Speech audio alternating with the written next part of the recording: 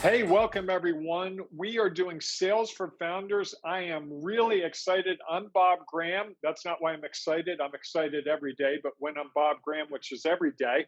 But with me today is Brendan McAdams. Now, I'm going to give a brief introduction and then let Brendan explain to you what he thinks he is, but I'm going to tell you what he is in my book. He's a great friend. He's a great business colleague. He's been a source for inspiration, insight, and he has led me down some paths that have been really helpful to me in my business. And I was lucky enough to work with him on a book. He put together a book, and I did some editing of the book.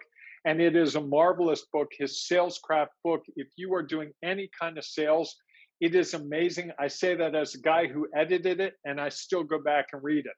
So I am excited to spend some time with you, Brendan. How are you? Did I describe you well? Yes, that's generous and thank you. And yeah, I'm excited too. This we're doing this for Baltimore Innovation Week, which inexplicably is one day. And That's I'm why I kind of didn't say anything. and we did this once. We did this last year for Baltimore Innovation Week. And I'm excited about this because this time we're going to talk again. We're talking a little bit about sales today. And just by way of background, I've been in enterprise sales and startup sales for the last 30 plus years in telecom and financial services, in healthcare, and with a lot of startups and doing a lot of consulting and so forth. And so I'm excited about this Baltimore Innovation Week opportunity because innovation and sales are really quite tightly aligned. I mean, you can't really have innovation if you don't have success with sales. If you they really kind of go hand in hand. And so coming up with a great idea is the first half of that equation, or the one side of that coin. And the other side of that coin is you have to be able to get other people to adopt that innovation, to agree with you, to want to use it, to implement and get value out of it. And part of that is selling, and part of that is understanding what it is your customers need, so you can communicate it to the right ones, so you can find those customers. And so that's kind of the purpose of this next 40-45 minutes. So Brendan, let's start here. Yeah, Most founders, bootstrappers, entrepreneurs, startup owners, however you want to describe them, yeah, have a great idea and yeah, they are focused solely on figuring out the pieces of whatever it is, whether it's a widget or a service. This yeah, is what it is, and this is how I'm going to do it. Most of the time, the people I talk to don't really deal with sales. yeah, That is not in the equation at the front end. yeah, Should that be more of a discussion at the front end as I'm creating a product or service? And yeah, if so, what yeah. should that discussion feel like? Yeah, that's a great way to kind of encapsulate that. And there's a lot of founders, consultants, freelancers. They would rather work on the problem. They'd rather build. They would rather, for a number of reasons. They'd rather do an engagement and so forth. And and um, and for startups in particular, um, what I found over in my experience in working with startups, with working with early stage companies, is the founders, or at least one of the founders, really has to be dedicated to sales in some significant capacity. And the reasons for that are many. For one, the resistance, I guess, first is, a lot of founders and freelancers and consultants, they don't understand sales. They're introverted. They sales is kind of beneath them, and so forth. And for a number of reasons, they kind of want to go out and hire someone else, to hire someone to do their sales. And and that's kind of a bad. That's not an ideal strategy in most cases, because the founders need to understand what the customer, their potential customers want, need, what their problems are. They need to they need to kind of experience firsthand the obstacles to the sales process. They need to understand the sales cycle, the sales arc, if you will, and all the steps along the way. And they need to learn about where their product fits, who their product fits with, and so forth. And founders, and finally, salespeople are expensive, and and it's easy to hire the wrong person if you don't know who you're selling to and the sales cycle. And so founders should learn something about sales in the early, and be involved in the sales process early on. It's not to say that they should go it alone. They should find help, but they shouldn't hire for help yet. So, whether it's they hire a consultant or a coach, a sales coach is a good idea. They should certainly read up. They should certainly watch a few sessions like this to learn more about the process. But and we're going to spend a few minutes over the next 45 kind of talking about some components of that. So let's get right into it, Brendan. Let's talk about the sales arc because Sure. I think you showed me this slide a couple weeks ago, and it Yeah. really, I thought I understood sales, but it gives a different context for those. So walk us through this real quickly and why this is so important to a founder or someone launching a business. Yeah, this is thanks. And this is the standard sales arc or sales cycle has a number of steps. I mean, from the very early on, you're identifying and prospecting. You're at some point you get to a general agreement, and then at the end you're at implementation and you're ongoing. And the point here is that it's sales all the way along and throughout this entire process. And by definition, that means that it's you're in a discovery phase all the way along. You should be learning all the way along because you're gonna uncover all sorts of important data points in these various steps along the sales arc. And knowing how to do that will make you much more successful as a startup, as a freelancer, as a consultant, and make you more successful much earlier on. And so that's one of the key points is there are a lot of steps along the way, and there are opportunities to learn about what your customers need and how your product fits or doesn't fit. And there are certainly going to be instances along this way where you're going to find that there's no fit. It's not a good customer. It's not good for you. They can't be successful. You won't be successful. And the discovery process executed properly will help you get there. And that's actually a win, even if you end up not winning that customer, because it allows you to then go back and focus your time where you need to with other prospects. Does that make sense? Yeah, it does. Absolutely. Can you go back to that graphic Sure. for me Yeah. again, Brendan? Because it strikes me, and I'd love to get your observations on this. Most of the people I've talked to who have started a business believe that the customer interest, which is your third step, Yeah. Right. is naturally going to be the first step. I Yeah. create this solution, the world's going to find it. They're going to come flocking to my website. They're going to call me because I've got this great thing. Yeah. But you've got it as the third step. And if you could take a minute and help us understand what those first two steps before customer interests are and why they're so critical, I think that Yeah. would really help clarify things. Well, so in the very beginning, and you hear this a lot, you have to talk to customers early on, and there's this idea, this notion we'll talk about in a second about product market fit, and when you do your initial prospecting, your initial outreach, you're going to want to have conversations early on with people to try and understand what it is they need, what their problems are, how they're solving their problems today, and then at some point you get some initial overlap. There's some level of initial interest. There's some initial engagement, and those are kind of there are whole books written on those topics, and Mhm. that's something that we could dive into at great length. But that's the kind of the very initial part of the discovery process. Okay. That helps. And then you brought up the idea of sales and product and customer fit. I know you have a graphic that explains this pretty well. Can you walk us through that real quick? Yeah. So, so as I mentioned before, there's the in Silicon Valley and among startups, there is the holy grail is to determine your product market fit. And as a salesperson, I look at it slightly more granularly, and that is product market fit is where your product and the market overlap and align very closely.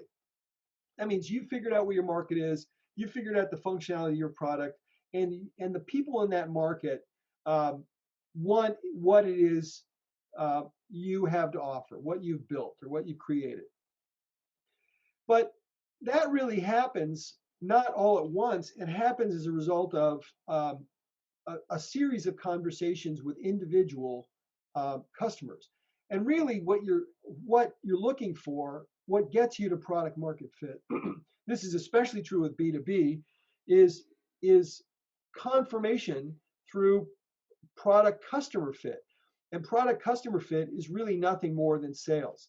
And so where that your product overlaps with your market is is where you have opportunity to make a sale. Ideally, these two circles overlap completely, but that's actually never the case. You'll have functionality that some customers use in certain markets and others don't. I don't use every piece of functionality that's in Word or Excel, but that doesn't mean there isn't good product market fit or product customer fit with those products.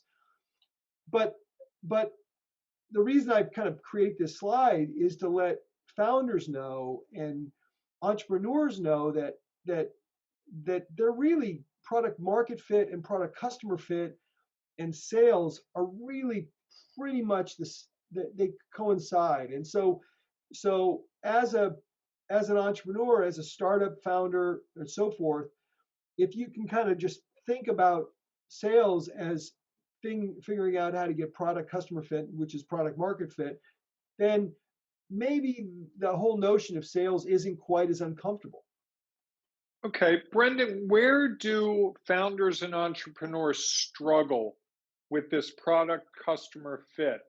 You've worked with lots of people. Give us some examples of things you've worked through, if you would. Sure. The single biggest struggle I think with most entrepreneurs and founders is they think they know what they built is what a customer wants, and they think they understand why they want it. And so what they typically do is they go in with an assumption. Oh, I built this thing because I understand the market.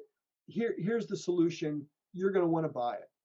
And what they don't understand most of the time, and they haven't properly done the discovery phase in the sales process, so they don't actually know what the motivations are that make a customer want to buy a product.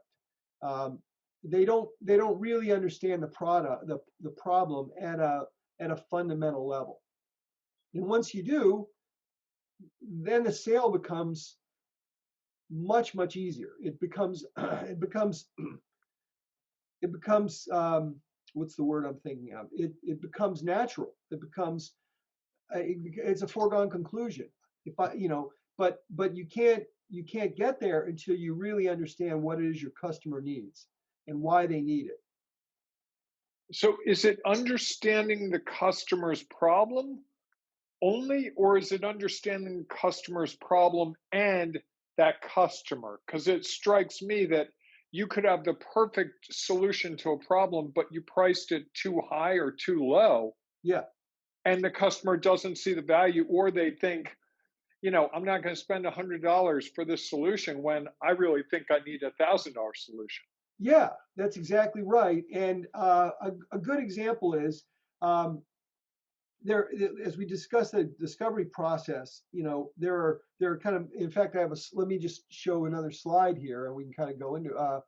Um, um, there are basically when you think about how to understand, and I'll get to your question now. That's fine. Um, there are kind of four areas you want to spend time understanding how a customer um, buys, what's important to them, and they're around who and what, why, and when. And these may not even be the exact questions you want, but this is a good kind of uh, a good sample, and that can drive you to getting to the right sorts of questions. But just in the in the area of who, for example, to your point, like one of the examples is who benefits is a common question. Like if I'm selling something to you, or I'm in the process of trying to understand whether or not you're a good fit, I want to understand why you benefit. Now that's an obvious one, but the one that's less obvious is if this decision is made, who loses?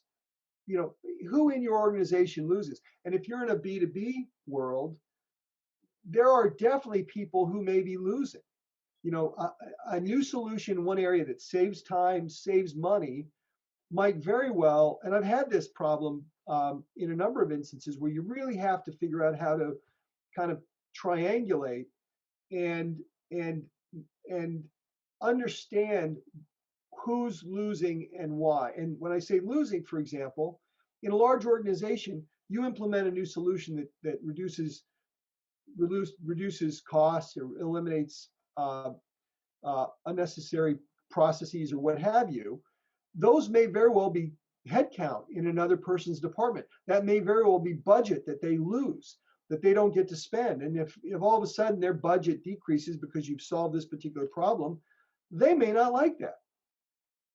You know, so that happens all the time in large organizations. They, as you can imagine, large organizations don't always operate with the greatest of efficiency or rationality. They oftentimes have baked in sorts of obstacles and idiosyncrasies that are that you have to figure out how to navigate around. And until you understand the discovery, how to go about asking those sorts of questions, having a strategy to kind of learn about your prospective customer, it becomes really difficult to um, to sell to them and to get them to buy and to solve a problem for them.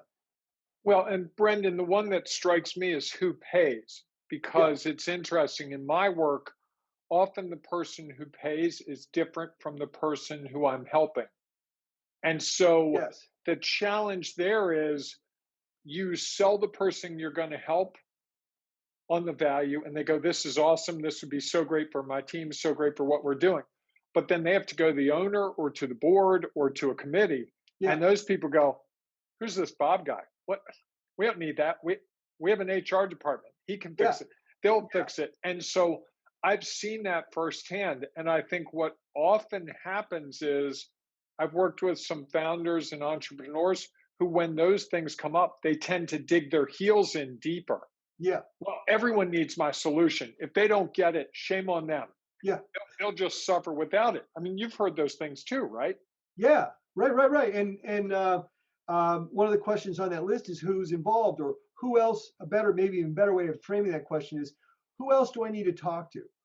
Or and this is the sort of question. This is the kind of discovery that a lot of people are afraid to ask. If you're a founder, when you're talking to someone, you assume that's the person. Oh, I can only talk to this person. But one of the things you need to understand as a founder, anyone that's trying to advance a goal, but particularly for founders, is you have to understand who all the players are in this process. Who else wins and loses?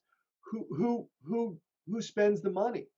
And in some cases, the money comes from multiple locations. You know, if you're solving a problem in an enterprise that deals with warehousing and purchasing, and then where does that you may have to go up several levels to get to a common budget, or you have to figure out some way to pool two or three different budgets, and the timing of that and so forth. These are just a lot of things that are critically important as you do the discovery process.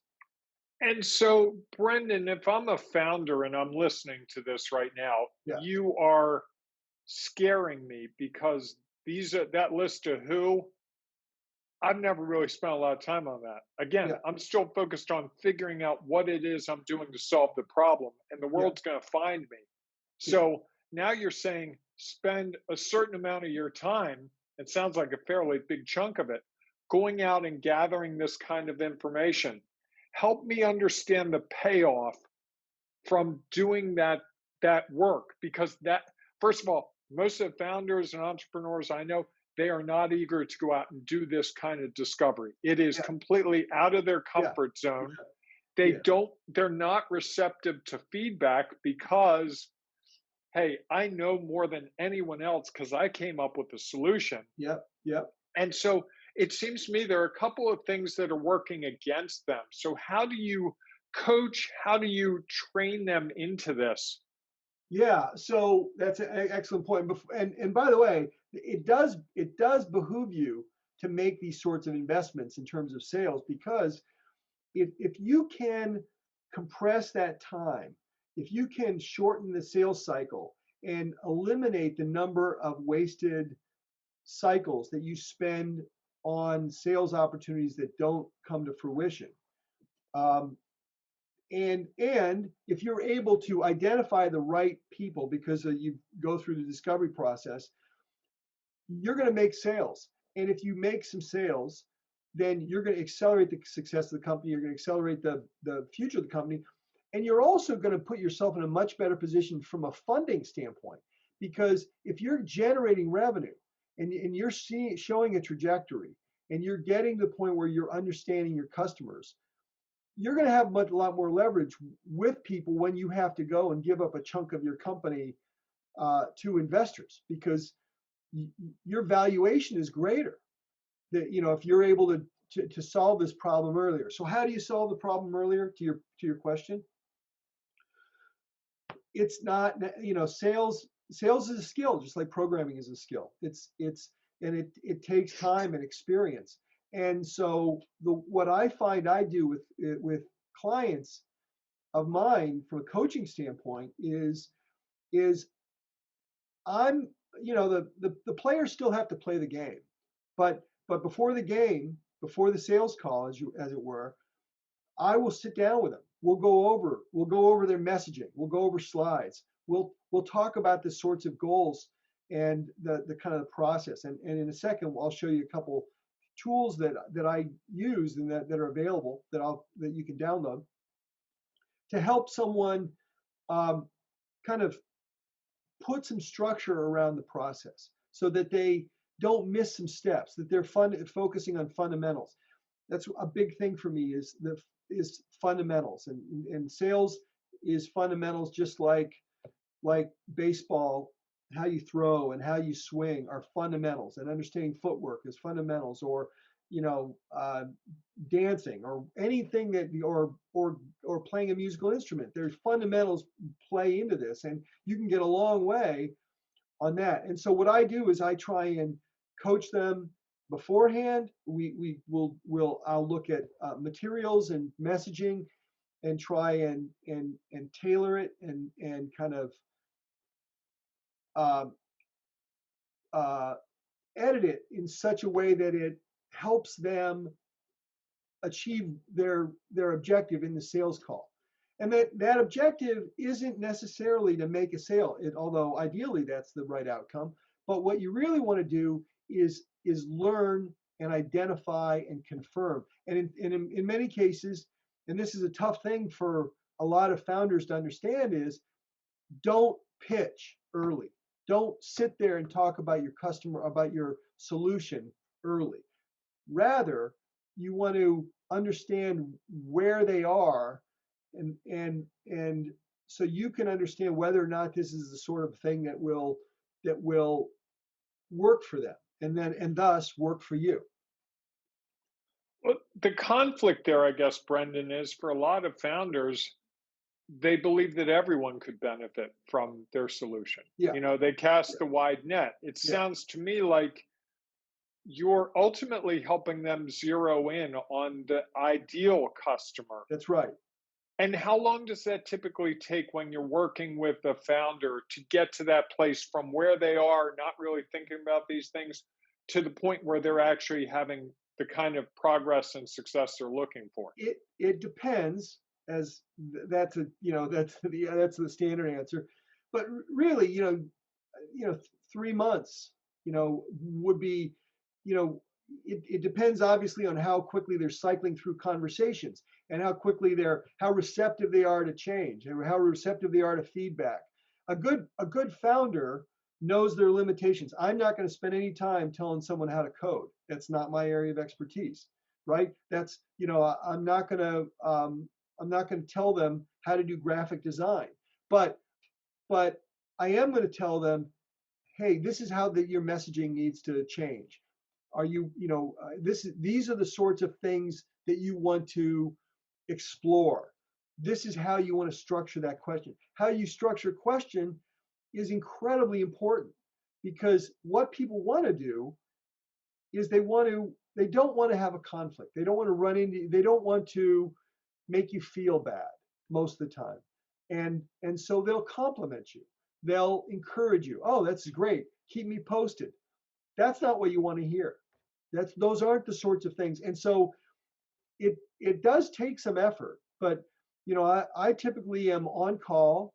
I'm basically, oh, hey, Brendan, we've got a call tomorrow at 2 o'clock in the afternoon with Acme Corporation, and here's the person, and then I'll go through with them. We'll schedule an hour or two. Are there slides? Is there a demo? How are you going to do it? What are you thinking? And who else is going to be in the meeting? Those sorts of things, and we'll go through that. And what's exciting is you see a real change in their whole strategy. And what this does is that allows them to get to the point where they can do this thing on their own. And then at that point, I step away, or I help them with the development of the kind of training materials for the salesperson. I can help them with recruiting the right sort of salesperson when they do finally want to um, hire someone. Now they know, oh, I need someone who has this set of skills versus that set of skills and this sort of industry experience. And they can't learn that if they don't know, if they're not actively involved in the sales process early on. They don't know what the objections are and so forth. And this helps them get there. Okay. You mentioned to us that you had some tools that you use with a lot of your clients that you were going to show us. I'd love to see them. Yeah. Here we go. So first of all, just for anyone that's watching this, you can download them here at this link that'll be available to you. And so just download them. And then they look like, here's the first document, and there's a lot to this, and so we can't spend a ton of time on this. But the first one is, this first document that I use is, this is preparation for the call. So it's the standard information. What's the account? What's the likely opportunity size? Where are you? And by the way, this is reiterative. You can use this more than once. You don't use this process once throughout the sales arc. You can keep coming back to this. What are your objectives for the conversation? So you mean talking to different people within a company, you could come back to these same things? Yes. Or Okay. or you could come back to the same person further on down the road, and say, here's where we are now, blah, blah, blah. And then you're going to want to learn something different from them early in the sales arc versus halfway through, for example. Okay. Early on, you're really understanding their motivation and some of the issues and that they have, and their workflow and how they're solving the problem today. Those sorts of things. Who benefits? Later on, the understanding might be different. It might be who else you need to meet, who else is involved, purchasing, the purchasing process. Those are more kind of, those are questions you may want to solve down the road. But but this document is just a prompt. It's a way to get your head in the game, to understand these are the things I want to try and accomplish at this point in the process, at this point in the sales arc, and this point of the discovery process. And So, then go ahead. I'm sorry. No, I was going to say, so you're not suggesting that I would ask all of these questions in this order exactly as stated, right? No, no, not at all. And in fact, that you're limited by time. You're limited by who you're talking to. I mean, if you're talking to a finance person in particular, they may not, what systems and processes are in place may not be the right question to ask. It just depends on who you're in front of. So obviously you need to think about that. And that's kind of one of the things I spend time with founders is, hey, these are if you had to ask 3 or 4 key questions of this person, what are they? And how do you want to ask them? Because how you ask them is as important as what you ask. Asking someone, so do you like this idea, is a terrible way to get feedback because people want to like the idea. That's not what you want to ask, and so those are the sorts of things I coach them on, like how to think about this. But so needless to say, you would delete these in the document and then write the questions that are applicable, and you may structure them differently. For example, who is involved? You might want to say, who are all the people that might be impacted by this? What departments? And then there's a whole bunch that we could talk about in terms of sales technique, listening skills, et cetera, et cetera. There's a lot of other stuff. Follow up, how to create interest and follow up, how to keep the thing. Those are all things I coach them on.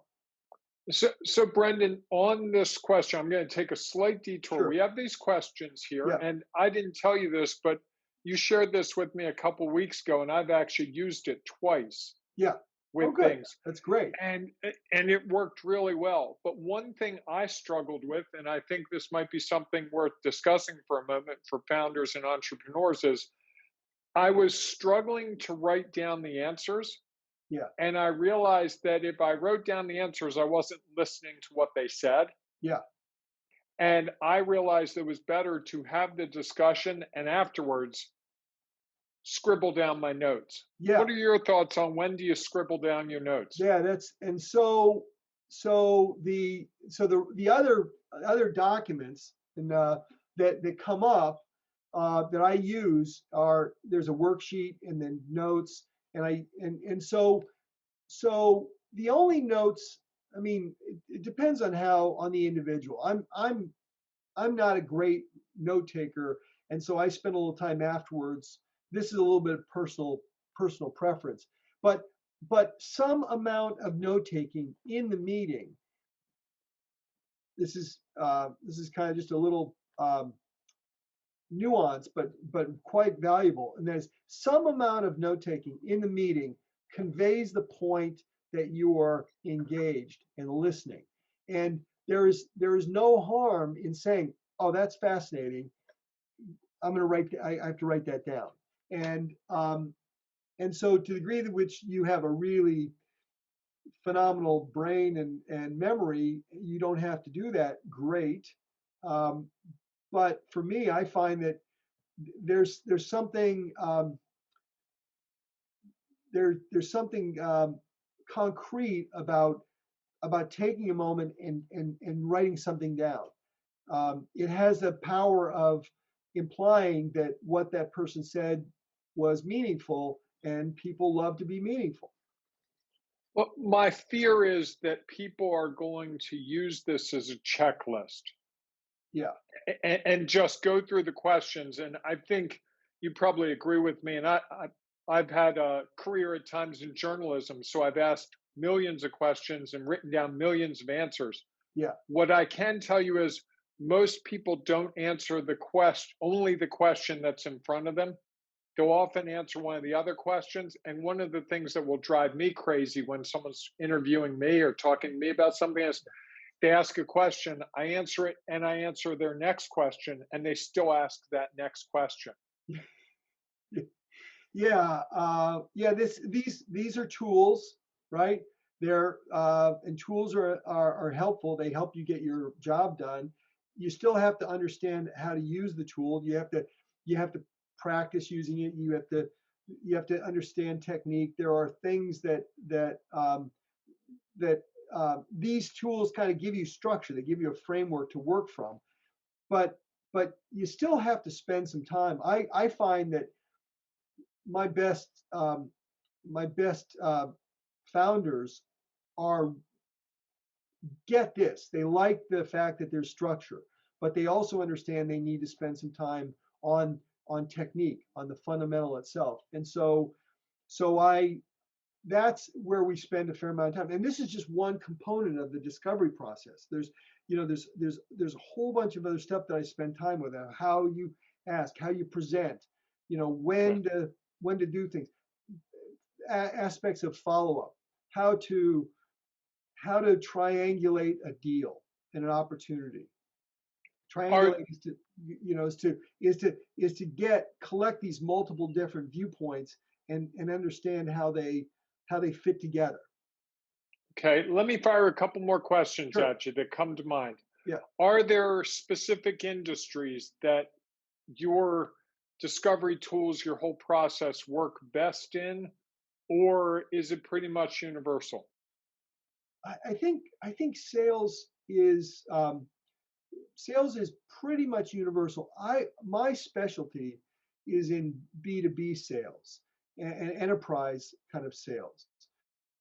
So I think a lot of these same discovery techniques work for consumer sales and work for in terms of understanding product need and understanding the product market fit and customer market fit and so forth. I think a lot of the fundamentals do apply, but but my my area of expertise is really around complex sales that have multiple steps.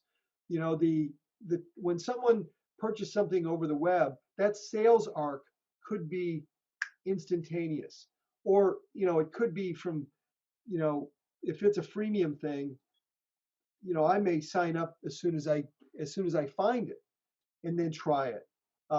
That introduces all sorts of discovery issues down the road, churn and so forth. But if there are a number of steps along the way before someone makes a significant sale, then makes the purchase decision, then that's where this works the best. I don't think it fundamentally is not. It's. I think it's applicable basically across industries. There are some challenges with government and government sorts of procurement processes but I think a lot of the same discovery works. So yes, that help. Okay. Another question for you, Brendan. Sure. If I don't get my hands wrapped around the sales process, Yeah.